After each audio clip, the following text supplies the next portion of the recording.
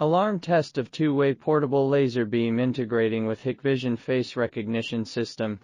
First, to test the on-site alarm effect of the system when a stranger breaks into the perimeter.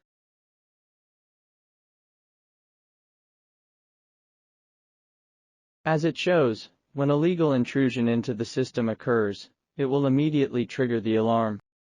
Second, whether it will disarm automatically when inside or go through the perimeter after the face recognition verification. As it shows, face matching is successful, the person can enter normally, and the system did not alarm.